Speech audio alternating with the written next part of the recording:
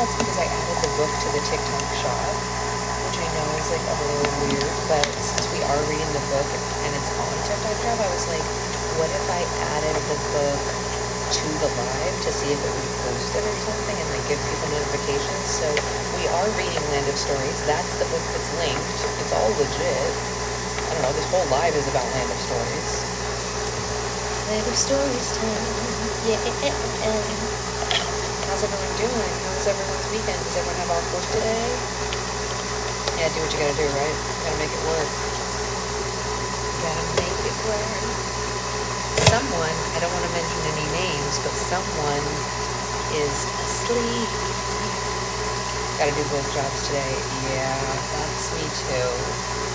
That is me too today. Let's see if she stays asleep. Right? Wasn't that lucky, Nikki? That's never happened before. That was really cool.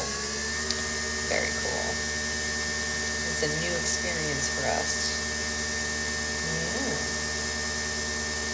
She's asleep. Sleepy, sleepy girl. Sleepy, sleepy girl. I'm working, but he allowed me to have coffee and breakfast. Hey, you know what? A win is a win, as we say. A win is a win. No work here today, probably a nap. Slept 2 hours. Oh my gosh, because you were so sad or something else?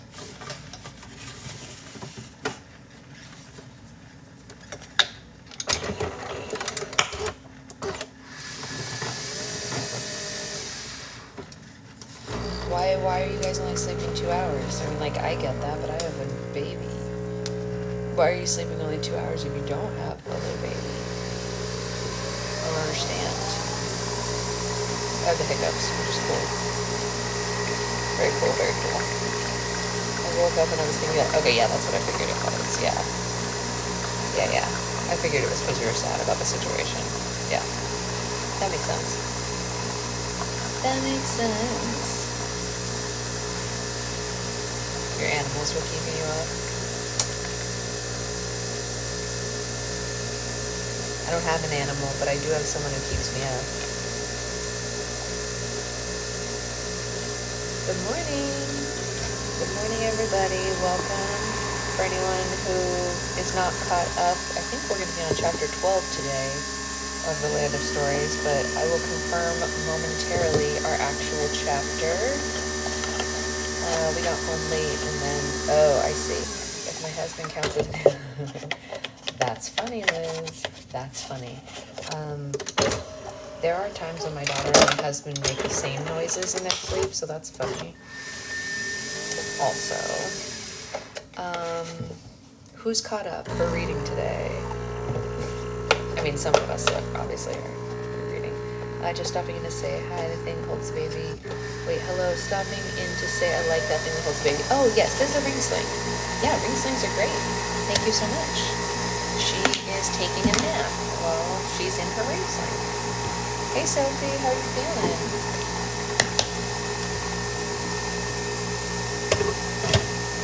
Good morning. I'll be right back. I gotta take these.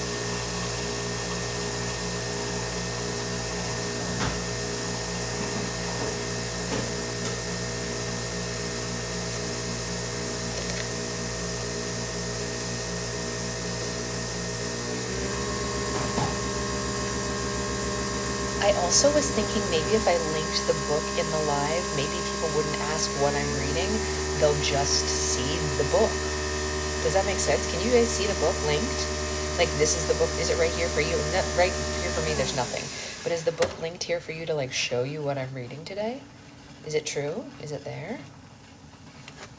It is. Look at that miracle. And TikTok is actually showing people the content.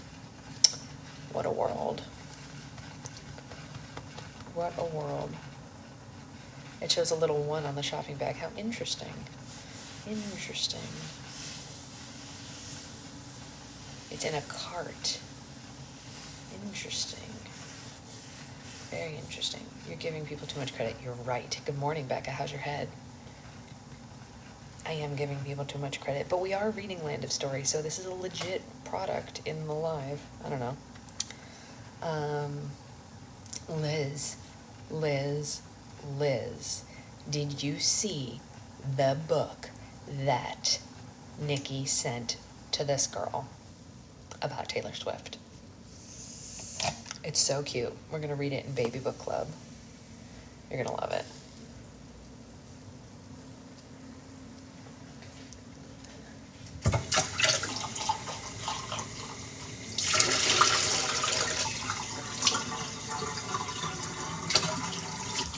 Okay, well, the water didn't even wake her up, so that's interesting. We do not have a crawler yet. We have an almost crawler. It's such a cute book, Liz. I linked it on, it's on TikTok Shop, and I linked it in my video that I made this weekend about all the new books. So if you want to see it, you can see it in that video. Maybe we're going to get to sit. I don't know. It's real cute, and you can buy it there. I don't know if it's cheaper than the one Nikki got, but because I didn't buy it, I don't know how much it's supposed to cost. But we'll see, right? Okay, we're gonna, actually, you know what? I'm gonna leave my slippers over here. I think we're gonna get to sit. Let's all sit together. Here we go. Lots of lake and no fun. Hey, that's okay. You can check it out when you have the time. You're gonna like it. It's cute. Okay, we're gonna read momentarily here. Let me just put this on the tripod. There we go.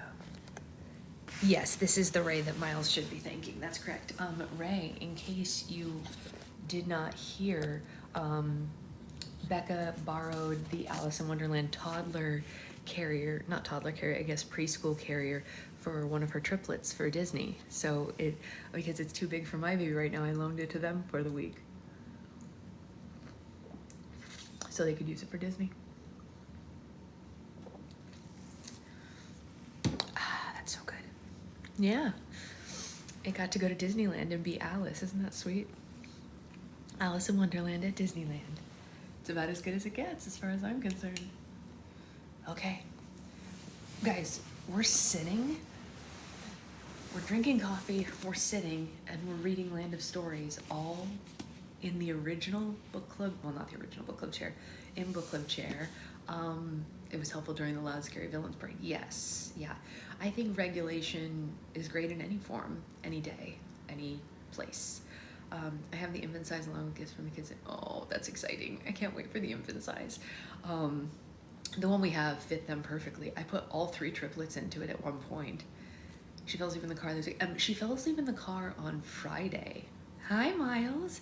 How are you, sweetheart? Are you excited to read Land of Stories? Look at the kids. This kid looks kind of like you, huh? Actually, I think he kind of looks more like Sawyer, if I'm being honest. Sorry, Miles. He looks like Sawyer.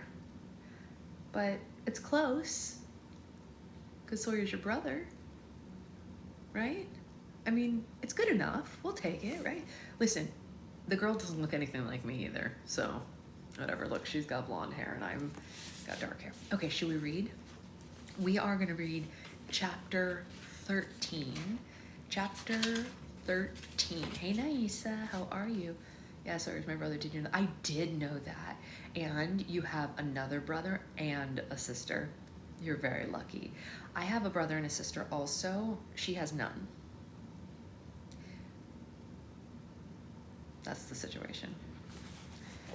But I do. I have a brother and a sister also. You still have more than me. Okay. Chapter 13. A wolf pack. Dun, dun, dun, dun, dun. She has a lot of cousins. This girl has, I guess, 12 cousins.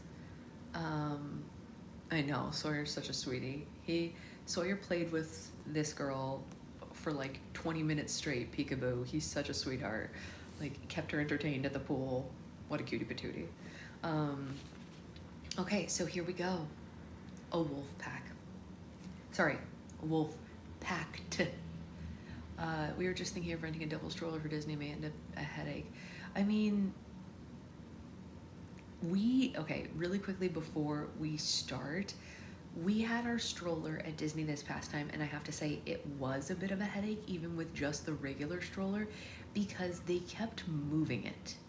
even if we parked it where they told us to, sometimes we would get off a ride and it was just gone. And it gave us a lot of anxiety because we would just be like, what? And it would just be like in some rando place that we would have to go looking for it. That never used to happen. So it was really stressful to have it. I don't know if I would do it again. I might just have one of us carry her bag in a backpack and then the other one of us carry her. Because it was just so, yours weren't moving. Yeah, we went like on the carousel, for example. And when we went on the carousel, we were getting ready to park it next to the carousel. And this cast member came up and said, hey, we're going to be moving all the strollers over to, and then pointed to another location and said, can you put your stroller over there? And we said, of course, no problem. And we put our stroller over where he told us to. And then we got off of the ride and it wasn't there. And it was just literally by itself, a random spot off wherever. Like not even in a line with other strollers. It had just been like haphazardly moved when we had put it in the line with the other strollers like he told us to.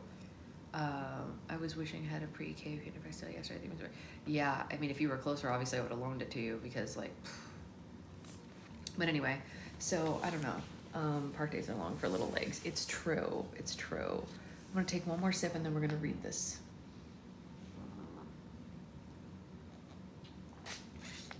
I don't think so because it was like really far away. It wasn't like it was just like moved to the side. We're talking like, I don't know, at least 50 feet away. You know what I mean? Like we're not talking about just like, oh, it was just like gently moved so they could get to the spot. It wasn't like that. So anyway, chapter 13, a wolf pack. There was blood everywhere. White feathers and bits of wood covered the ground. A driver had been transporting a cart full of geese into the northern kingdom when the big bad wolf pack attacked. The only thing that remained in one piece was the green floppy hat that the driver had been wearing. Oh yeah, it's a great series. We have to finish that, Sophie. The wolves were spread out under the trees, chewing on bones of their victims. Malumclaw jerked his head up and stared into the trees. Someone was coming. He could smell them. Whoever this person was, their scent made him anxious. We've got company, Malumclaw growled. All the wolves jumped to their feet, ready to attack again if they had to, but they were no match for who was approaching. A dark, hooded figure slowly moved through the trees and up to the wolves. It stood fearlessly in front of them for a moment before unveiling itself. Hello, Malumclaw, said the evil queen. Ah, who are you? Barked Malumclaw. The woman before him, less than half his size, was making the hairs on the back of his neck stand up. Oh, you don't know me, but you know of me, the evil queen said. Everyone does. It's the evil queen, another wolf snarled. Malumclaw began shifting his weight onto his front paws. He was intimidated, and he didn't like it. You have a lot of nerve approaching my pack, he said. I should have one of my wolves rip out your throat. Oh, I dare you, the evil queen said. There wasn't an ounce of fear in her body. She walked closer to them, and the wolves cowered back, Malumclaw included. What do you want from us? He demanded. I've come to make a deal, she said. We don't make deals, Malumclaw growled. You will, once you know what I have to offer, the evil queen said. This intrigued the wolf. All right, what kind of deal? He asked. A trade, the evil queen said. There are 2 children traveling through the kingdoms, 1 boy, 1 girl, twins. I want you to find them and bring them to me unscathed. You want children? Malumclaw mocked. They have something, well, several things actually, that I need, the evil queen said. I would do it myself, but I'm indisposed at the moment. And if we bring them to you, what will you give us in return? He asked. When you bring them to me, I shall give you the one thing you want more than anything else in this world, the evil queen said, and Malumclaw laughed. Wolves want for nothing, he said. The evil queen stared at him as if she were looking into his soul. "Oh, is that so?" she asked. "Then why do you and your pack crusade around the lands, terrorizing everything in your path? What are you trying to prove? Whose revenge are you seeking?" Malumclaw was silent. He couldn't deny this. I'll give you the one thing that... Oh, sorry. My bad. "I will give you the one thing that will avenge your father's death wholly," the evil queen said. "I will give you Queen Red Riding Hood in exchange for the twins." All the wolves, including Malumclaw, growled their doubts, but the idea was intriguing to him. "And how can you possibly do that?" he asked. The evil queen looked at him so sternly that his heart began to race. "Oh, do not question me. I will have the young queen in my possession by the end of the week. Bring me the children, and I will hand her over to you. Do we have a deal or not?" Malumclaw looked at the frightened members of his pack. They nodded at him. They didn't want to upset this queen. "Deal," Malumclaw said, "but let me warn you. If you fail to keep your end of the bargain, we'll snap your neck like a twig." The evil queen walked up to the wolf and stood inches from his face, looking him forcefully in the eye. "Oh, let me warn you," she said. "Fail to keep your part, and I'll have all of you turned to rugs, just as Red Riding Hood did to your father. And if you ever threaten me again, I'll skin you myself." Malumclaw froze. The evil queen knew she had him exactly where she wanted him. "See you soon," she said, and she put her hood back over her head and disappeared into the trees in the direction that she had come from. All the wolves stood still for a moment, afraid to move.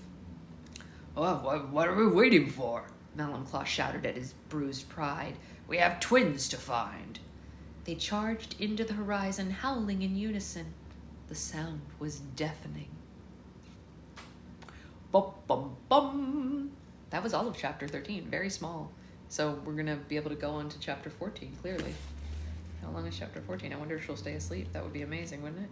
No, it's not that long either. We're on page 281 right now, and it's 296. If she wasn't evil, I'd say she was a girl boss. I mean, ¿por qué no los dos? Why can't you be evil and a girl boss? You know.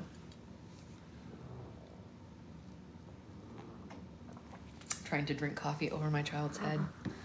Stephanie, this is almost you.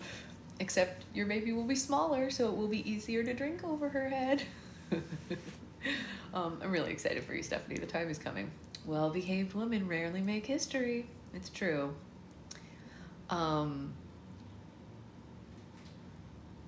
Yeah, it's true. Okay, let's read chapter 14 before this tiny human awakens. Chapter 14, The Sleeping Kingdom. Trix insisted that Alex and Connor stay with her the night after her trial. Of course, that meant that the twins slept on the ground underneath her birdhouse-sized home, hanging from a tree branch, but it was a kind gesture nonetheless. I literally used straws for coffee because that's hilarious, Liz. Getting to have more live vicariously. Me too. Oh my gosh, I can't wait to have more book club babies. And we have more. Isn't Victoria pregnant again also? It's not Sophie, right? It's Victoria who's pregnant again? One of the two of them is pregnant again. More babies. Not Sophie. Okay, it's Victoria then. Sorry, Sophie, I didn't mean to put that on you if you don't want it. Let's continue. Alex and Connor couldn't sleep after seeing the walking fish in person. They laid under the stars of the fairy kingdom, most of which were actually just fairies sleeping in midair, and let their thoughts wander. Oh, okay, great. Well, baby dust to you then. I always thought that the walking fish was just one of Dad's stories that he had made up for himself, Alex said. I wonder how he heard it. Oh, I think age is relative, right, Roxy? I think we're all, I mean, and not Sophie, but like a lot of us are around the same age. I don't know, and I've got a little one. Probably the same way he heard about all the other stories that come from this place, Connor said. But then why wasn't it as well known as Cinderella or Snow White's stories? Why wasn't it written in the land of stories? Alex said, and then asked a question that had been on her mind for a while. Do you think that Dad, or Grandma were ever here, do you think that they ever traveled to the land of stories and just like never told us? Connor had to think about this. The idea had crossed his mind once or twice before, considering that the land of stories had been in their grandma and dad's possession before their grandma passed it on. It could have just easily been transported to this world the same way that Alex and Connor had. Oh, it doesn't like the phrase baby dust. Oh yeah, it doesn't let you say, that's so funny, it doesn't let you say baby dust. I am approving it right now, there you go. Or maybe it's baby, which is like so weird. Where was I? Sorry.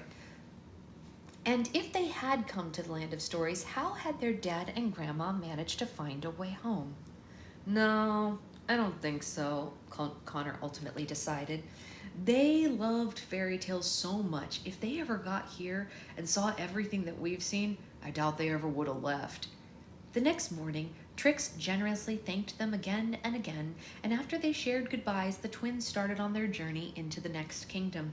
All right, Sleeping Kingdom, here we come, Alex said. Why do I have a feeling that that spindle's going to be the most difficult of the items to get? Connor said, and Alex opened the journal to see if her brother's prediction was true. I think it would be too much for my back and 7 years apart.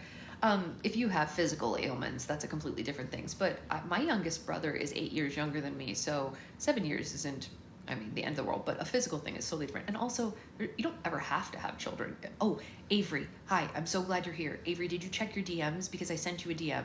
If you did, check it, because if that link works for you, our league will be complete and we can do our drafting today or tomorrow. Amazing, thank you, Avery. Oh my God, Avery's a queen. Avery completed our thing for us. I think we can draft.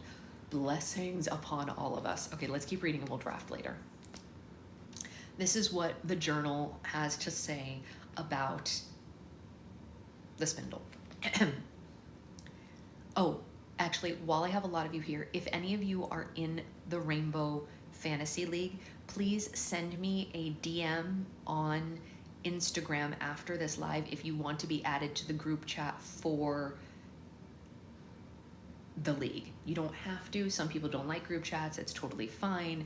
But if you would like to be in the group chat, DM me on my personal Instagram and say, this is the account I want added to the group chat, and I will make the group chat after we do, or right before we do the draft, so everybody can shit talk each other. Okay, let's go.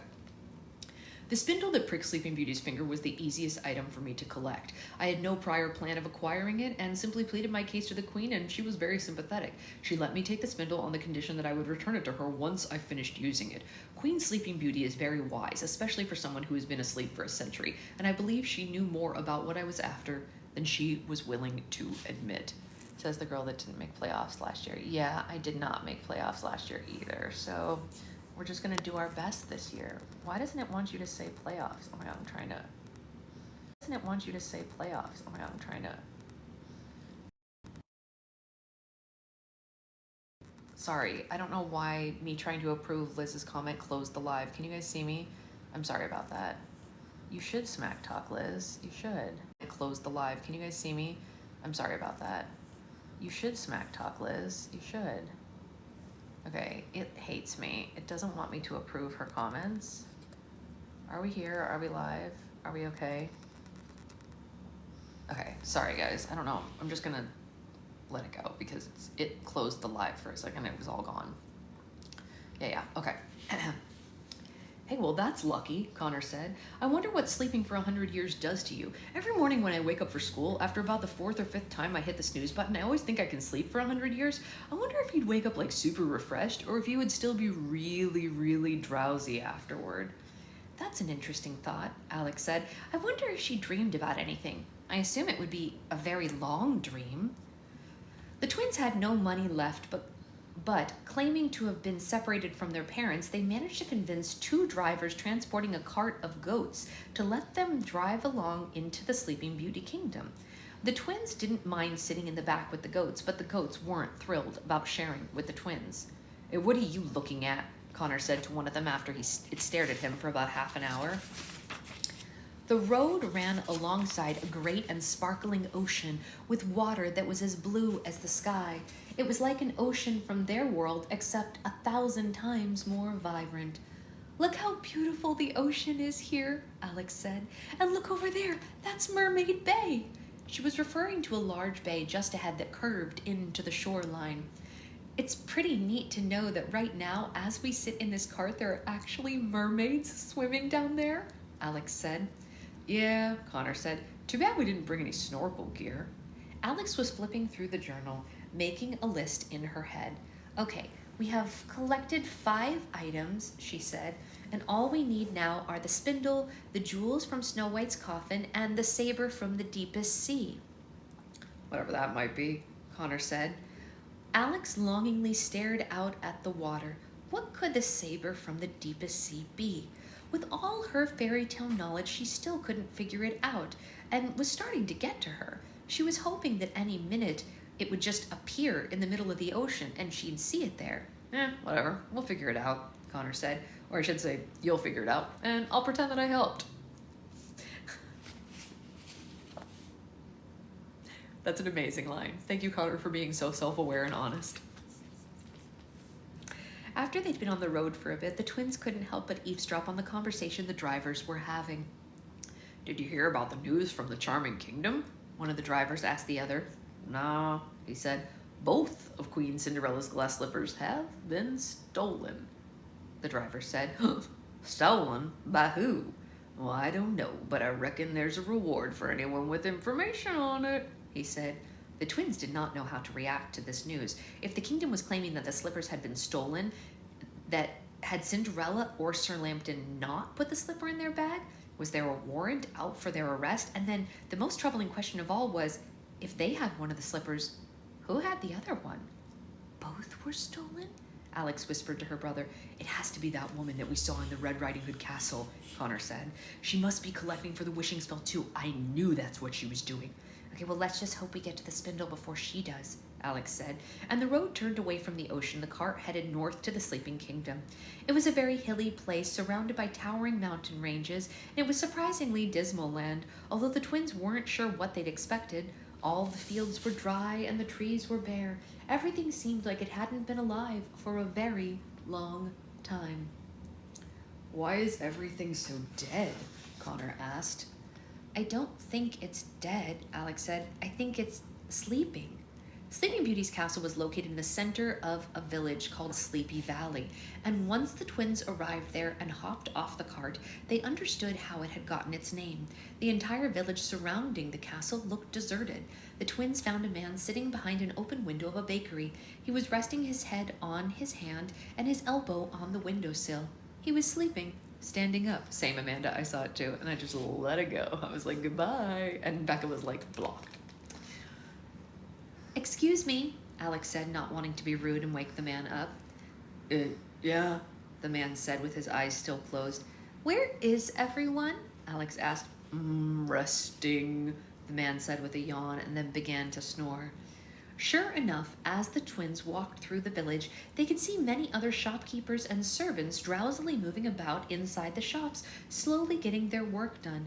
They all looked as if they were about to fall asleep any second. I thought the curse on the Sleeping Kingdom had been broken, Connor said. They don't seem to be sleeping because they have to. It looks like they're sleeping because they want to, Alex asked.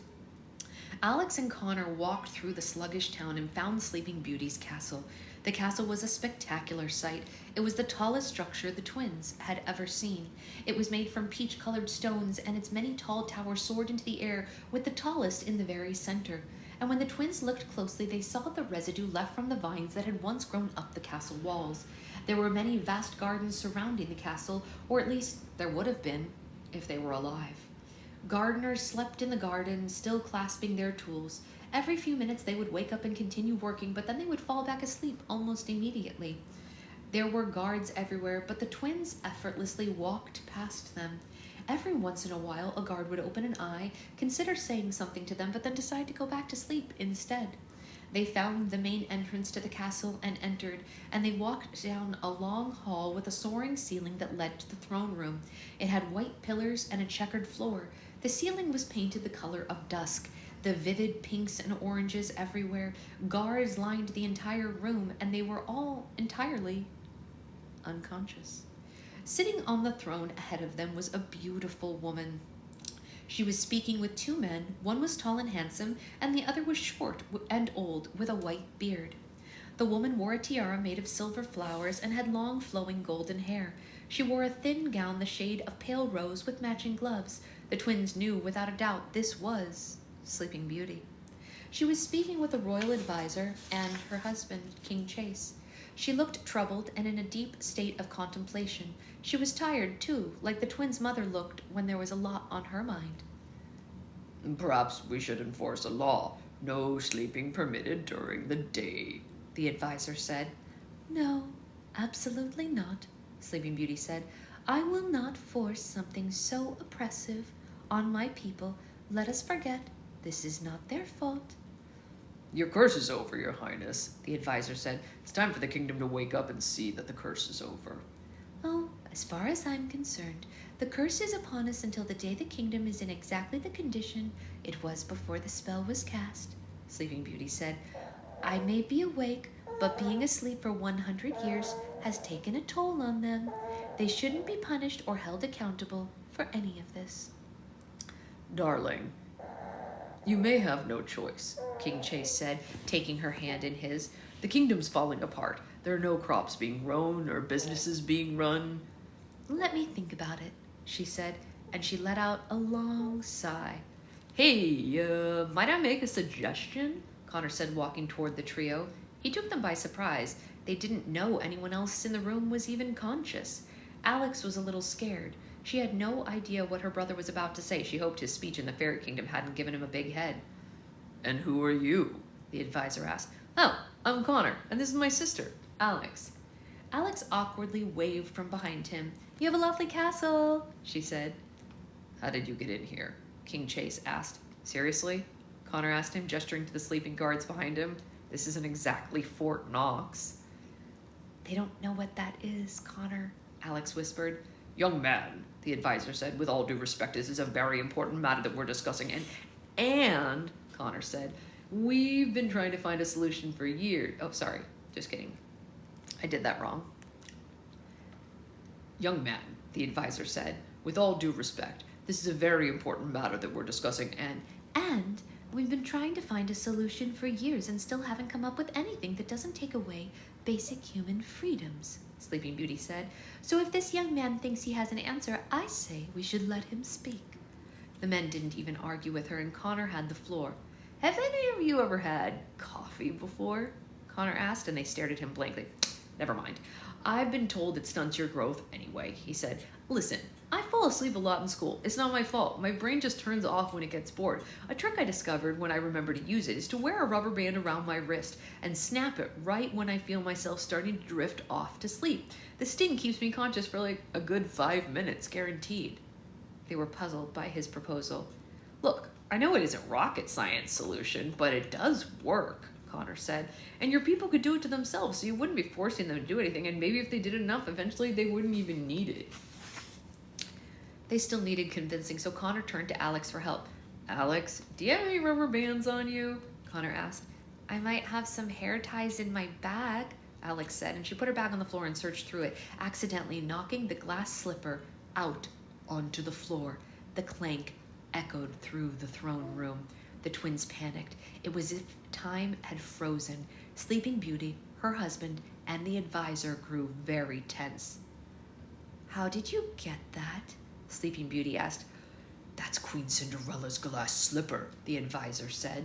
No, listen, it's not what you think, Alex said, quickly putting it back into her bag. Look, we did not steal it, Connor said. Guards!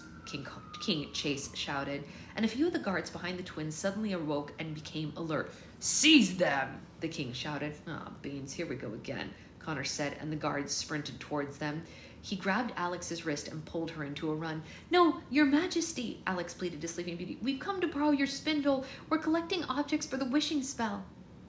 Sleeping Beauty stood, about to speak, but the twins couldn't wait around to hear what she had to say. They were running around the throne room in circles, barely missing the extended hands of the guards trying to grab them. Alex and Connor ran through the set of open doors leading out of the throne room. They had no idea where they were going, but they knew that they had to move. They had been through too much to let the guards catch them this time. I am so tired of being chased, Connor yelled, and they ran down hallway after hallway, making sharp turns wherever they could to throw off the guards. They were moving so fast that the beautiful architecture and artwork of the castle was nothing but a blur. Suddenly, the hallways they were in came to a dead end. "Now what are we going to do?" Alex said. "Quick, in here," Connor said, and he pulled her through the closest set of open doors. They found a stone staircase on the other side and ran up it. It spiraled higher and higher, and the twins wondered if it would ever end. They were climbing an impossible height. They must have been headed to the tallest tower in the castle.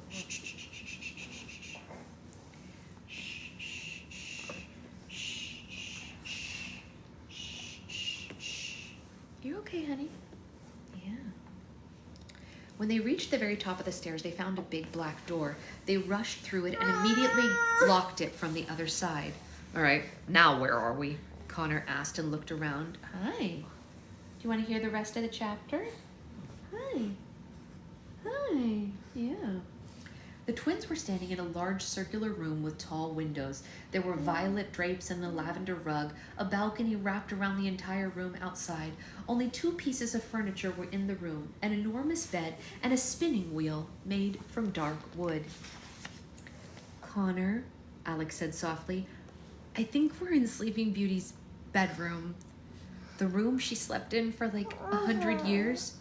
Connor walked over to the bed and there was a beautiful engraving on the headboard that said, "For 100 years she slept, the hearts of her people she kept, and so they waited with patience for the bliss of true love and true love's first kiss." Alex went to the spinning wheel, but the spindle was gone. "The spindle isn't here," Alex said. "I don't understand. The man who wrote the journal promised Sleeping Beauty that he'd return it after he used it." "Well, it's not here. Or did he just not return it because maybe the spell didn't work?" Connor asked. The lock on the black door began to rattle as someone from the other side unlocked it. "Quick, hide," Alex whispered. She and her brother dove underneath the bed. The black door swung open and the twins expected to see the clunky boots of the guards, but instead they saw a pair of pink high heels. "Is that?" Alex whispered. "Is that what? Ouch!" Connor hit his head hard on the bottom of the bed. "You can come out from under there now," Sleeping Beauty said. The twins could not... Okay, you can go to your mat and we'll finish over there. That's fine. You had a nice little sleepy. That was nice. That was good. You did good. I'm proud of you. It's okay. We can go over to the play area. It's okay. Let's go. Let's go. Yeah. It's okay. It's okay. Okay. Here we go. Here we go. A 1, a 2, 1, 2, whee! Ah, boom. You gonna play with your pizza while Mommy gets her coffee? Hi. Hi. Oops.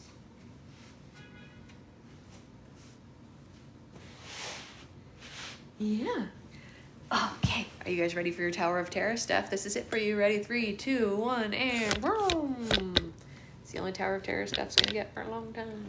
I don't know why I love that joke so much. It doesn't get old for me. It probably gets really old for you guys. I'm a creature of habit. I really love consistency, even if it's consistency in the form of a joke.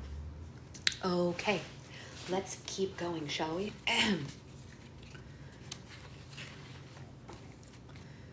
The twins couldn't tell if this was a trap. "I've called off the guards," Sleeping Beauty added. "No one is going to hurt you."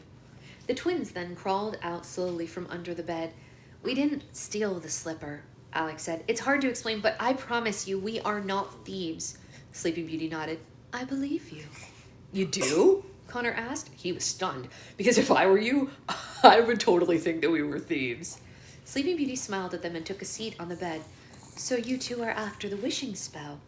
The twins nodded self-consciously. "Look, it's a really long story," Connor said. "No, I'm sure it is," Sleeping Beauty said.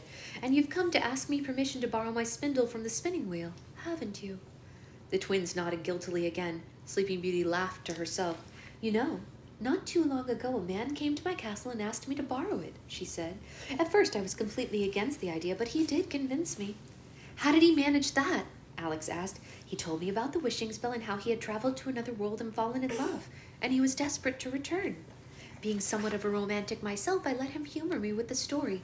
She said this, and her smile faded back into the contemplative expression they had first seen. And then he started describing this world to me, a place of machines and technology, a place of enormous structures and lands, people unlike any I had ever seen, and, well, I believed him. Why? Alex asked. Because I dreamed about this place, Sleeping Beauty said. It's complicated and even I don't really understand it, but while I was under that horrible spell, I dreamed about the place he was describing. I dreamed about so many things. I just assumed it had come from my imagination. I never mentioned a word of it to anyone, so I knew he had to be telling the truth. Well, did he ever return it?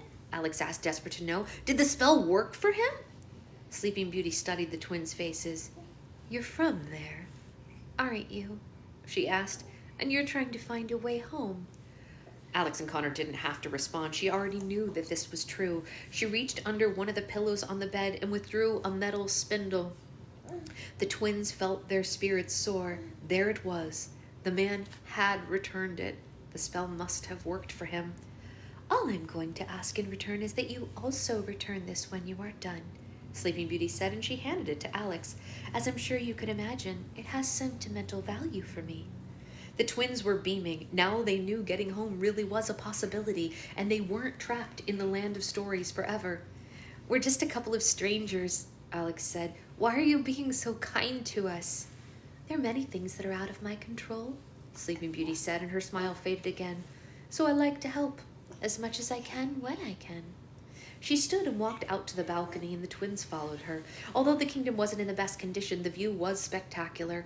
Alex and Connor could see the entire kingdom and parts of others. The ocean sparkled in the distance. A beautiful waterfall could be seen in the mountains nearby. It was so beautiful that they forgot how high up they were.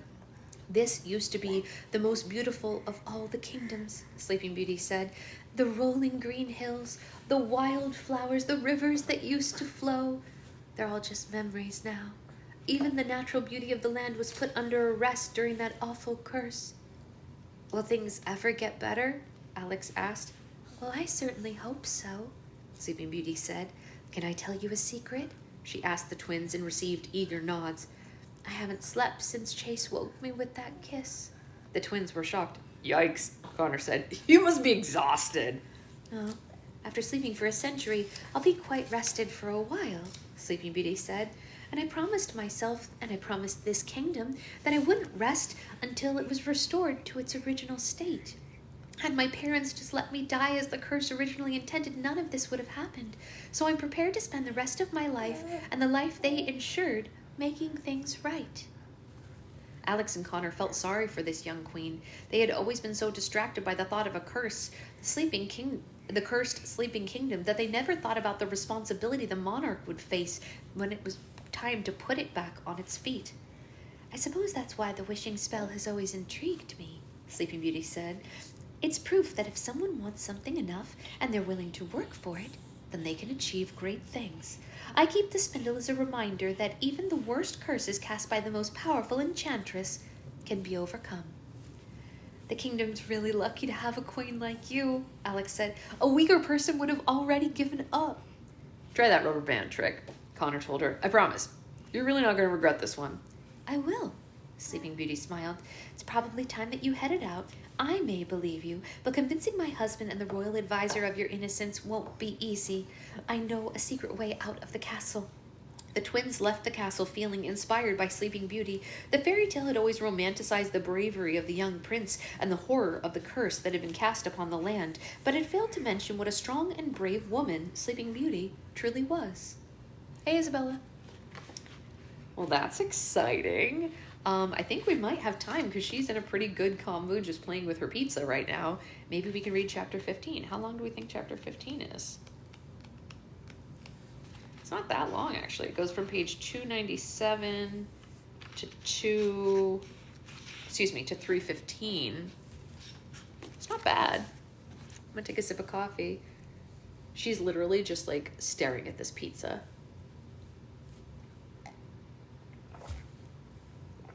Happy as a clam.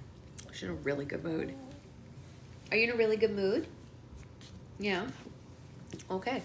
I'm currently out of the house, so I haven't been here. That's okay, Isabella. You never have to apologize. Kindle says 23 minutes. Let's see what happens, right? If we don't finish the whole thing, so be it, but... You want to see the pizza? Yeah, as soon as she puts it down, I'll grab it. Chapter 15. The Northern Kingdom.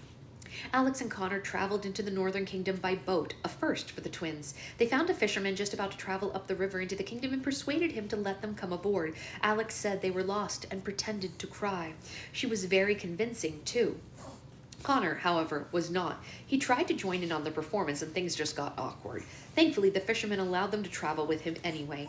The boat was small and flat and had just enough room. This is the pizza. For the three of them. It traveled along perfectly with the river's current, so they didn't even need to row. The twins were enjoying the ride and were able to appreciate the scenery, pointing out every riverside village that they saw. It was nice to travel without fear of a wolf or an ogre running up from behind them. The Northern Kingdom was very misty and cool. The twins could tell it was the type of place that would become freezing in the winter. The kingdom was covered with grassy fields and several bodies of water. An icy steep mountain range bordered the north. The boat traveled along the river and poured into Swan Lake, which was appropriately inhabited by many swans and other birds. Snow White's palace sat along the edge of Swan Lake. It was short but wide, with tan marble walls and green domes. Several colorful stained glass windows, including especially large one, shaped as a bright red apple. What's up with all the apple tributes? Connor asked. Didn't the apple almost kill Snow White? Why does she have it displayed every chance that she gets? Well, I suppose it's symbolic for the kingdom, like a cross in a church, Alex said, giving her best educated guess. There were no towns or villages near the palace. It had been built away from everything else and was isolated into a world of its own. It seemed like such a lonely place. Alex had spent some time with her nose in the journal, rereading everything she could in case she'd missed something.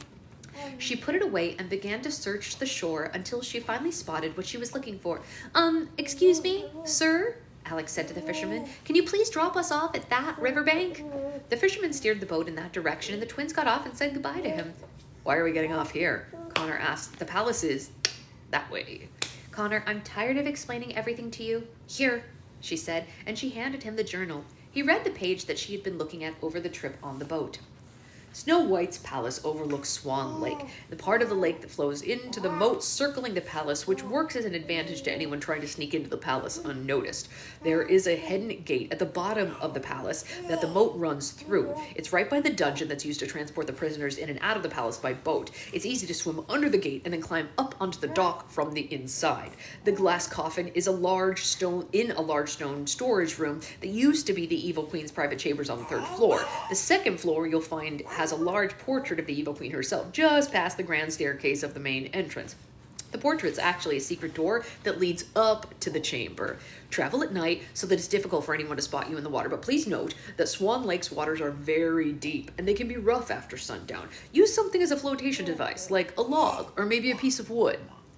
Alex was standing next to a log that had washed ashore on the riverbed, and she gestured down to it. See? Alex said. Gotcha, Connor said, and the twins waited for nightfall to travel across the river into the palace. They carefully placed the log in the river, and they entered the water themselves. It was unbearably cold. Connor made a high-pitched gasping sound as soon as he was waist deep. I turned it off to grab a delivery. Might have said, hey, I was listening to that. Hey, Deborah. Whoo! This is cold. I think we might be twin sisters now, Connor said through rattled teeth. I don't think I've ever been this cold in my entire life. I just kept thinking that we only have 2 more items left to collect, and then we'll be home, Alex said, and she was shivering herself. Jewels from Snow White's coffin and the saber of the deepest sea. Con repeated himself. Jewels from Snow White's coffin? Nope, I'm still cold. They held onto the log and drifted to the current in the direction of the palace. Having the log was a good call since the water was very choppy, and the twins were getting tired just by holding on to it. They probably would have drowned without it. The closer they got to the palace, the more soldiers they saw marching on the grounds. There are so many soldiers, Connor said through shivering teeth. That's because of the evil queen, Alex said. I doubt there was this much surveillance when the man from the journal came. The twins submerged themselves completely whenever they thought a soldier might be able to see them. They steered the log into the palace's moat, careful to not make a splash or cause too many ripples. They had to circle the palace twice, but they eventually found the secret gate. They let go of the log and swam under the gate. It was much deeper of a dive than they had thought. Ba-ba-ba? Do you need help? Do you need help? You look happy. Okay. And Becca says, good morning. Yeah. You're her littlest, love. She loves so many babies that you're the smallest one. It's true. Connor came to the surface on the other side, gasping for air. He treaded water for a moment, waiting for his sister to surface. But she didn't. Alex? Connor asked, looking for her in the water around him. Alex! Connor dove back under the water and he found Alex struggling under the gate. One of the straps on her bag had caught when she swam under it. She was stuck, desperately needing air. Connor swam down to her and yanked on her bag as hard as he could to set his sister free, but it wouldn't budge. He tugged harder and the strap finally ripped off. He helped Alex get to the surface. She was breathing harder than he had ever heard her breathe before. She had been seconds away from drowning. Well, honey, I gotta tell you, going backwards under your chair wasn't... Here, why don't we go this way? Wow, look at that. If we go forward instead of backwards, you know what I'm saying? When you move, going forward is gonna get you a lot further. Oh, you're upset by my correction? Okay, I'm sorry, honey. I didn't mean to correct you, I guess. Sometimes mommies have to correct babies. You don't have to be sad about it. It wasn't, it was constructive criticism. Do you want to go in your chair for the last little bit? Maybe you will like that. Maybe you'll like that. Ready? 1, 2, 1, 2, ha-boom! But you gotta put your feet through. The feet gotta go through the holes. There you go. Feet on the ground. There you go. Okay, do you want your piggies and your wolf? Have you guys ever seen her piggies and her wolf? Before it is hard to do. Yeah, no, I know. So she has, I don't know where the third pig is right now, but we have these finger puppets from Austria that are the big bad wolf and the 3 little pigs. I don't know where the other pig is right now, though. Whatever. There you go. There's your piggies.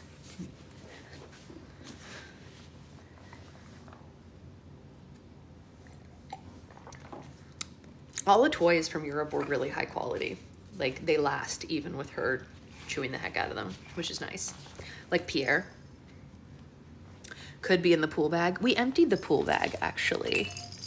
But, you know, it is what it is. We actually cleaned up this weekend. We emptied all the bags, believe it or not, Becca.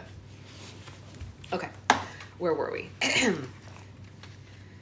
Connor helped her over to the dock, and they both climbed on top of it. They were so alarmed that they had forgotten how cold that they were. Thank you, Alex said once she had caught her breath. That was really brave of you. I didn't have a choice, Connor said. You had all the wishing spell items in your bag. Alex playfully hit him, and they laughed quietly about it. They were drenched, and their jaws were chattering so hard that it echoed around them. The only way out was through a stone doorway, and so the twins peered inside it and saw a long hallway. At one end was a spiral staircase leading down to the dungeon, they assumed. And at the other end was a spiral staircase leading up. They chose the staircase leading up.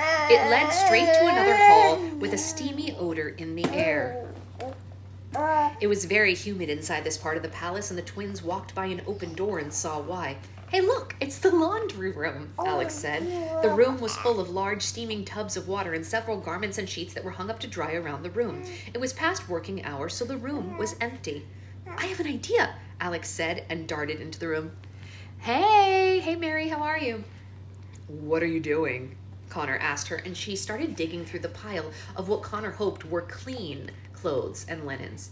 If the grounds outside are any indication, I bet that these halls are swarming with soldiers, Alex said. And, Connor said, we're gonna seem really suspicious walking around soaked to the bone in our t-shirt and jeans, she explained, and she pulled out 2 dresses and lacy caps from the basket. No way, Connor said, realizing what she intended to do with them. Nope. Absolutely not. Connor, please put your pride aside and get dressed. We've come too far to get caught right now, she said, pulling one of the dresses over her own head. The guys at school can never know about this, Connor said with a very serious face. If your friends find out that you travel into the fairy tale world, I doubt that this is going to be the most interesting part for them to hear, Alex said. And the twins got dressed, looking almost identical in the same outfit. They wrapped their wet clothes and bags in towels and carried them to look busy. They journeyed higher into the palace, perfectly disguised as two maids working the night shift. The palace had beautiful marble floors and walls on the inside as well. The stained glass windows were even more beautiful with the moonlight shining through them. Alex was right. Every hall and corridor was under constant watch by soldiers. Connor was too embarrassed to look any of them in the eye. He did find a few gold coins in the pocket of his maid's uniform, though, which made him feel better. Alex and Connor found the grand staircase in the middle of the palace. They climbed it to the second floor and began scanning the halls for a portrait of the evil queen.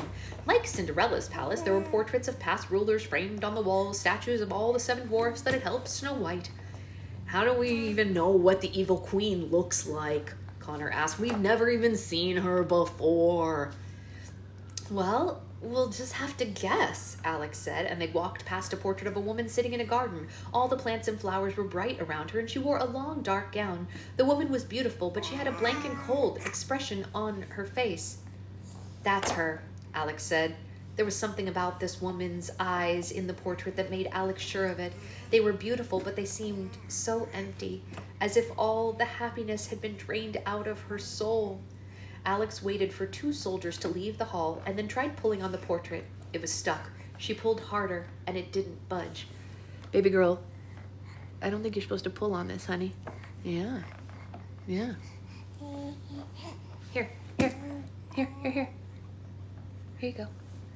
Here you go. Yeah. We're gonna have to talk about that in just a second. Remind when I'm done with this. Are you sure that's it? Connor said. 100%, Alex said, and she gave it another good tug, and the portrait swung away from the wall like an open door. Behind the portrait was a wooden ladder that went up to the 3rd floor. Nice one, Connor said, and he gave his sister a high five. Baby girl, no. I think it's gonna break if you do that. Here, have a wolf. Have the wolf, big bad wolf.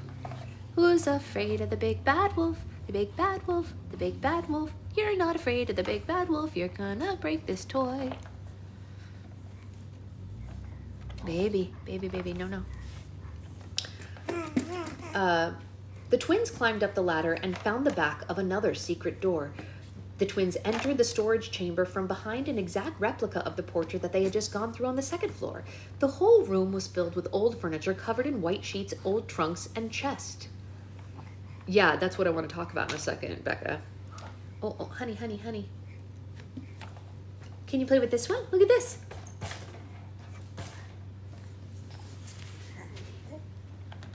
Here, look.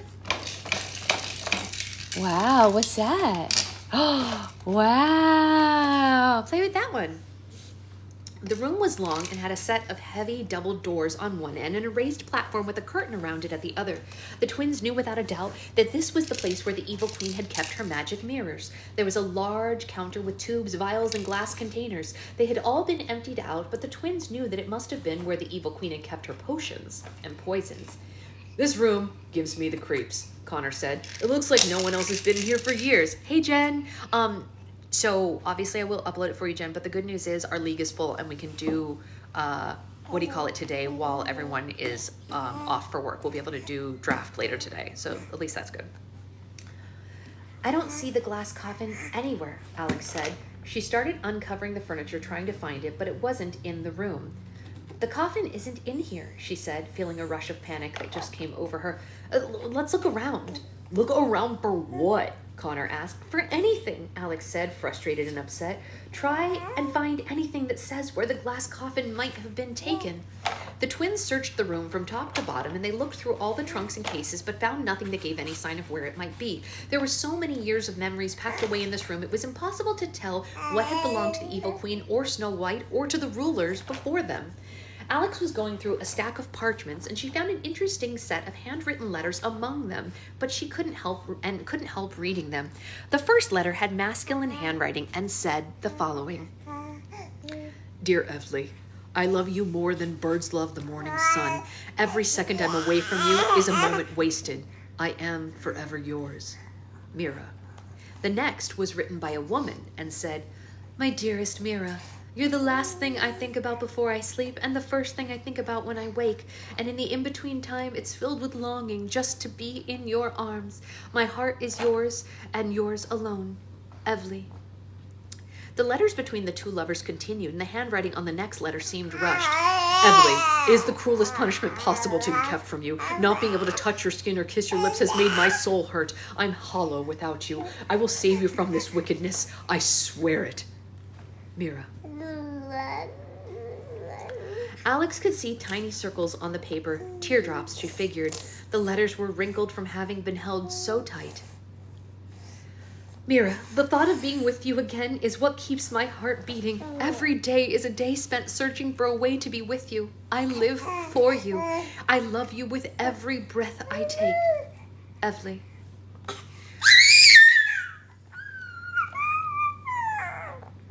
Yeah, is that so?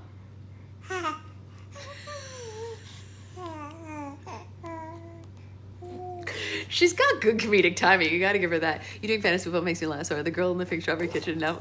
Yeah, I mean, my kitchen is still pink, actually. I mean, it's not the same kind of pink. We have flamingos and stuff in it now, but flamingos are still pink. It's kind of fun. We have a good time. I don't know. This kid's got great timing, though. Are you gonna be a comedian? Like your Aunt Catherine. She's funny, too. Aunt Catherine was such a funny kid.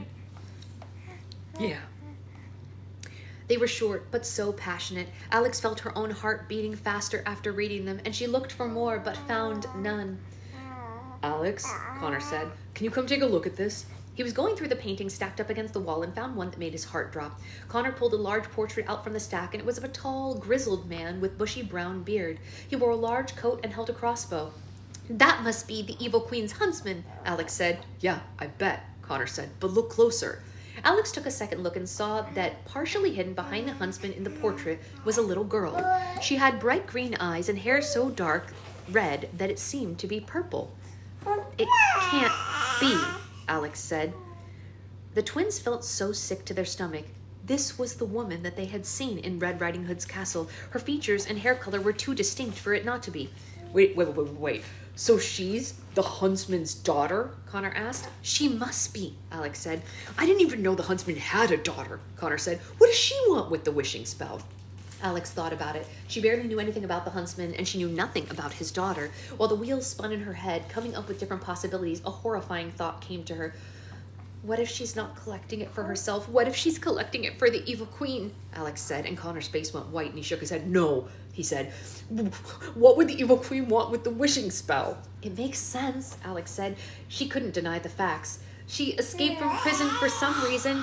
She had something unfinished, maybe revenge or something bigger, something that she can't complete on her own. What if she needs it for the same reason we do? Connor asked. What if she's trying to get into our world?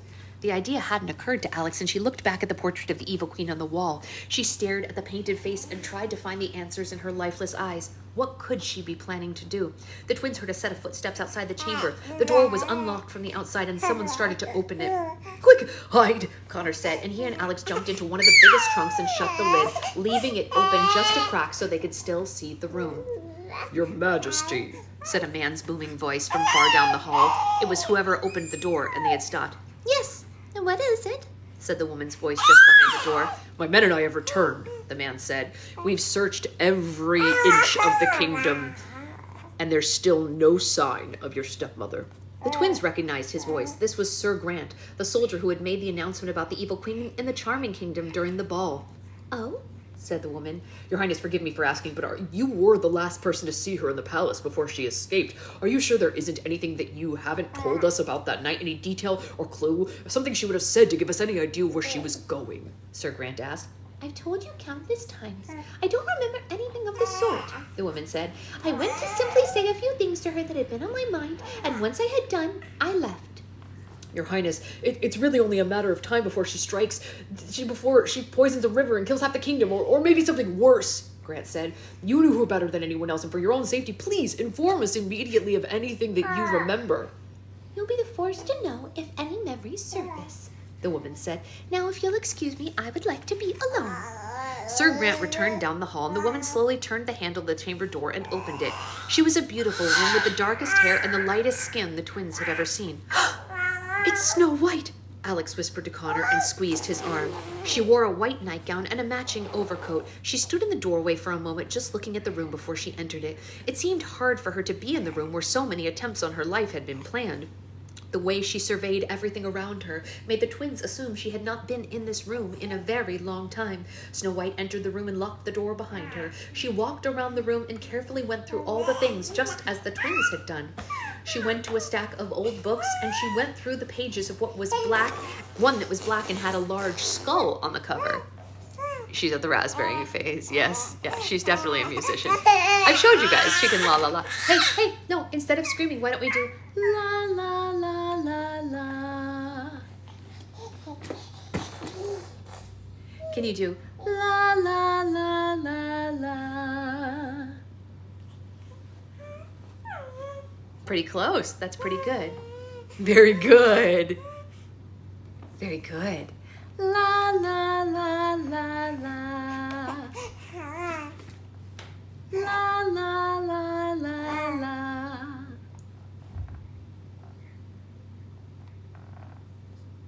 You chew on that. That sounds good. I love the singing. It must have been. Oh, yeah. The raspberries, she just does whenever she feels like it.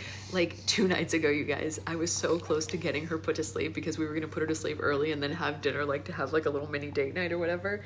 And my husband texted me and he goes, how's it going? And right as he texted me and asked that, she blew raspberries into my shoulder and I was like, I don't think it's going to happen. Oh, come on. It was funny. I have to be able to tell funny stories. It's how I cope. It's how I cope. Sorry, where was I? She went to a stack of old books and she went through the pages of one that was black and had a large skull on the cover. Snow White flipped through its pages until she let out a tiny gasp and dropped the book. The twins could see from the book lying open on the ground that she had discovered the page with the recipe for the poison apple. Date night, Yeah, trying to eat is a miracle in this house. Sometimes we sit down to have dinner and she's like, no. Yeah, I don't think you get to have dinner tonight. You can have dinner while holding me if you're interested in that. But like dinner with 2 hands? No, sorry. It's not happening for you today. You think that's so silly? Mommy trying to have 2 hands is so silly. Yeah, hold my bottle, right? She took a seat on the platform behind her and began burying her face into her hand, crying. The whole situation seemed to have taken a toll on the young queen. We should ask her. Hey, wait a second, we're almost done. Brrr. Hey, la la la la la. Very nice. La la la la la. Very good, very good. La la la la la. Yeah? Okay.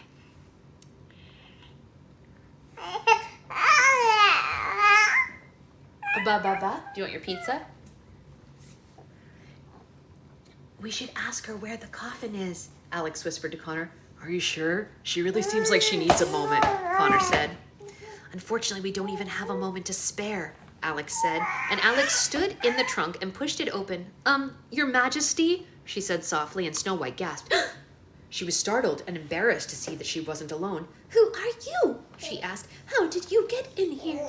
Yeah, boy, if we had a nickel for every time someone asked us that, we could afford our own palace to sneak into, Connor said, standing up beside his sister. Look, we don't mean any harm, Ms. White. We just need to ask you a question and then we'll be gone, Alex said. First tell me how you got in here, Snow White said. The portrait, Connor said. There's a secret ladder that leads down to the 2nd floor. Connor, please don't give away all of our secrets, Alex said. I know that, Snow White said. I used to use it to sneak into this room when I was a little girl. But how did you know about it? But we read about it somewhere, Connor said, waving his hands like the subject wasn't a big deal. You seem nice children, but you should... Honey, you dropped it. We're so sad that we dropped our piggy on the other side. Okay. Here, Mommy will get the piggy. Look, it's the brick pig. It's a smart pig. This is the smart pig. La la la la la. That's right. Very good. La la la la la. La la la la la. Yeah. Very good. You seem like nice children, but you shouldn't be sneaking into places where you don't belong, Snow White said. These are very dangerous times that we're living in. Yeah, tell me about it, Connor said with a snort. We completely agree, and we promise never to do it again, Alex said. We were just wondering where your glass coffin might be, Alex said. Snow White looked at them uneasily. It was such a bizarre question. It was moved, She said, yeah, to where? Connor asked. I gave it back to the dwarfs, Snow White said. It was beautiful, but as you can imagine, it was strange to have that coffin in the palace. They keep it somewhere in their minds. The twins sighed at the news. The road ahead of them just became very much longer. What on earth would you two want with my coffin? Snow White asked, and they looked at each other, not sure what to tell her and what not to tell her. We're on a bit of a scavenger hunt, Alex said, and we're on a bit of a time crunch, you see, because your stepmother might be after the same things that we are. Snow White looked at them very seriously. Children, my stepmother is a very dangerous woman. If she's after something and you're in her way, she will not hesitate to kill you. She's heartless. If there is any possibility... Hey, okay, you can come out. Okay, Mommy's sorry. Out we go. Out, out, out. Out, out, out. Whee! Hey, you want to sit up? You want to sit? Yay! Do you want an ice pop? Oh, maybe we want an ice pop. Do we want an ice pop? Yummy, yummy. Ice pop, ice pop. What's this? Ice pop? Is it strawberries and blueberries? Wow, so nice. Is that so nice? Here. Here. There you go. Yeah, it's so nice. It's nice, huh? It's delicious. Yeah, it's delicious, huh? She's heartless. If there's any possibility of you crossing paths with her, you must stop whatever you are doing immediately. A loud bang came from the door. Your Majesty, are you in here? A soldier asked. The king couldn't find you, and now he's concerned. Yes, one moment, please, Snow White said, and then she turned to the twins. You two should go. The twins nodded and climbed back up through the portrait. Promise that you'll think about what I've said, Snow White said to them just before they shut the portrait door. Yeah, of course, Alex lied, and Snow White smiled with relief and left the chamber. The twins decided to exit the palace through the main entrance since they were still disguised as servants.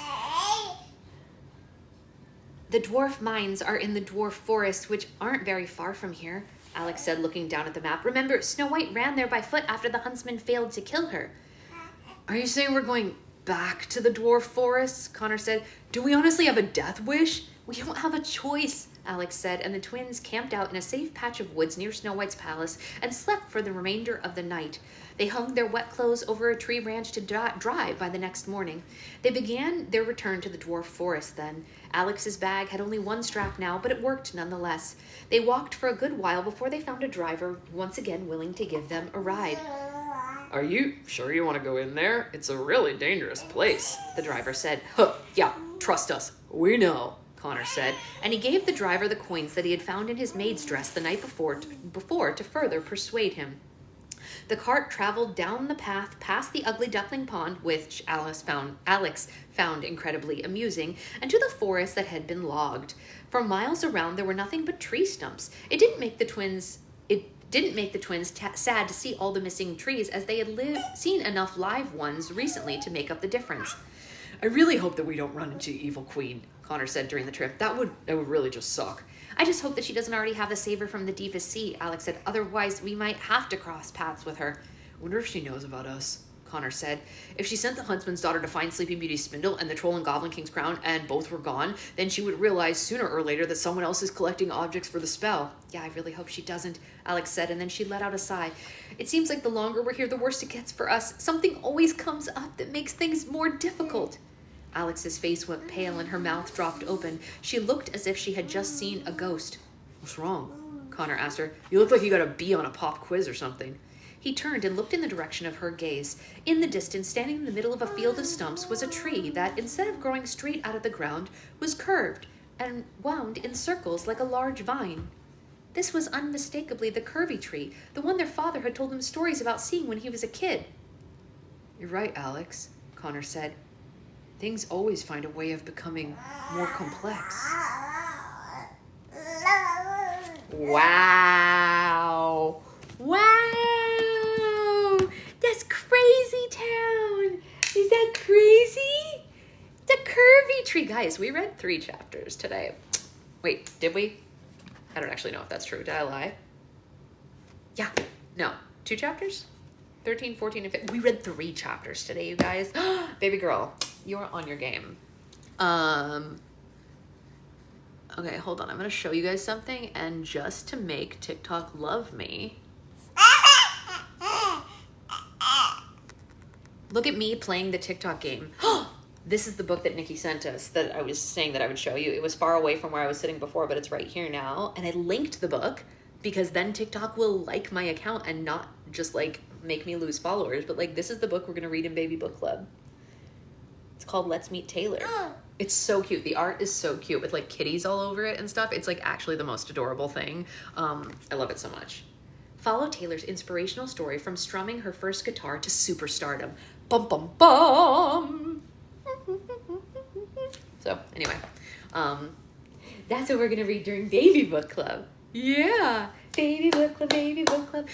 Okay, so I think I'm going to try to set the draft for this afternoon. Maybe like 2 o'clock my time, so it's like 5 o'clock on the East Coast. That seems like an easy time on a day off for people. Does that feel okay? There's a pop-up book for toddlers of Taylor. We do have another Taylor book, true. Yes, we do have another one. Yeah. Yeah, you have 2 Taylor books now. Oh, but we have the Christmas one. We don't have the pop-up one, do we? We're going to have to look for that. Okay, perfect. So I'm going to set that later and hopefully dinner time-ish. So would like before be better or would after be better? We can bump it a little bit, you know. Did you see Broadway Bird? I don't know. If anyone needs, look at Ollie's way cheaper. Excellent. Yeah, I'm sure some people would want one. I'll just make Mark cook. That's totally fair. Okay. All right. I'm going to go set that right now and I will see you all later. I hope you have a great rest of your day, and I'm excited to get this. Remember, if you are in Fantasy League and you want to be in the chat, DM me and tell me the account that you want added to the chat, like on Instagram. What am I waiting for, Becca? What am I waiting for? Sorry. You want this? You're in such a good mood. We love to see it. What was she? Oh, yeah. Oh, my gosh. Look, I'm going to show you guys. Hold on. Tell me this isn't crazy. Like, am I nuts? Like, look, I don't think this is supposed to be able to happen. Okay, so this is her like activity table that we just got. We've had it for like a week, but look what she's managed to do. It's like breaking here because she pulls it this way and it looks like it's gonna come off and snap. I don't think that this is, it's hard to get it to focus on it, but you see how it's, okay, honey, give mommy 1 second. Okay, hold on. You wanna sit up? You wanna sit up? Yeah. Here, look. Yay! Yay! It looks like it's gonna snap. So yeah, we're gonna contact the company because it doesn't feel like it should be able to do that. If you're auto drafting, please select early, saves us from waiting. Yes, if you know for sure that you can't make the draft, select auto draft early. Yeah, I'm gonna contact the company. It's from Skip Hop, which is like a reputable brand. It's not like it wasn't cheap, first of all. And it's like the wooden, like Montessori stuff, you know what I mean? Like the legs are like this wood or whatever. And Skip Hop is like a known brand. Yeah. So it's not like we like got like an off-brand thing or something because like when it comes to babies, we just don't do that. Like for me, I'll get off-brand stuff for myself, but not for the baby. but I don't think she should be able to break it at the age of 7 months. Wait, actually, one thing being worse, and they send a new part. Okay, cool. So I'll contact them and maybe they'll just fix it for us. That would be great. We don't need a whole new thing. We just need a better one of this thing because they're all movable parts. All right, so I'm gonna go set that, and I will see you all later for Baby Book Club and for draft. And I hope that you have a great day until then, Boogie. A boogie boogie boo. All right, bye guys. See you later.